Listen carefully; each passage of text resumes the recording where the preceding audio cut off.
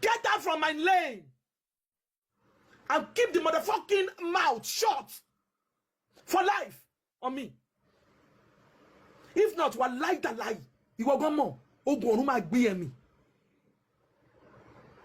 Èmi ò ṣe bàbá lábúlé o.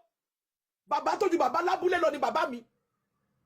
Ọba tó ní kí n máa jó lọ òun dúró tì mí dìgbà.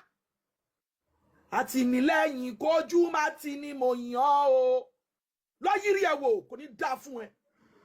Ó ní ṣàǹkọrẹ jẹ. Èmi ní bàbá ń sọ lọ́jọ́ yẹn. Ìwọ lè rí mi kí wọ́n dúró. Tó bá rí mi wà kiss canvas. Olóṣì olówó wèrè tí náà ń kú mọ́ lójú. Èmi tí mo lówó tó ẹ gan ládàgọ́ tó claim pé mi ò lówó tó ẹ. Iná òkú mọ́ mi lójú nù Naija ni mo wà náà. Ṣọ́ọ̀ṣì èrè. Owó tó yẹ pé ìwà lọ sọ fún ọkọ lọ tọ generator olóṣì. Ó ti tọ́ fún ẹ náà.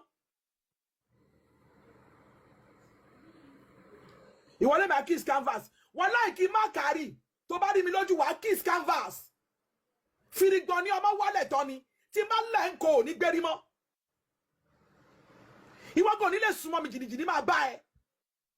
Tí má dẹ́ni tó bá sọ wípé please ignore that wèrè. Àbí wèrè fẹ́ pa ẹni yẹn ni. Tó bá ti wá bá ọmọ ẹ nílé tó bá ti wá kó irinṣẹ́ wá bá wà tọkọ àtọmọ ẹ nílé láti wá bá yín jàjàkadì ogun. Ó máa keep quiet ní onílé sọ̀rọ̀. Èmi gúdúgúdú ni mímí ò fìgbà kọ́kọ́ túra lẹ̀ àbí torí pé bọ́dá aláṣẹ lẹ́ máìdà. Transformer ni mi tó bá wọnú mi wá gbiná dànù. Ó ń ṣí èrè wá bẹ̀ lẹ́bí òṣì. Ẹ̀yin ìka Yorùbá yìí. Ẹ̀yin ṣe lọ sọ fún Lizzy pé kó fi àwọn tó ń bú láti jọjọ́ ìsílẹ̀. Enjoy àbí? Enjoy ẹ̀. Wọ́n máa bóyá lójú yẹn máa enjoy ẹ̀. But ẹni yẹn bá ti come back ẹ̀ máa ní fílẹ̀ you are mature kò ní dá fún maturity. Ayé yóò ní dá. Ṣé ní gbogbo ẹ̀yin ọ̀tá wèrè yẹn mo ti dá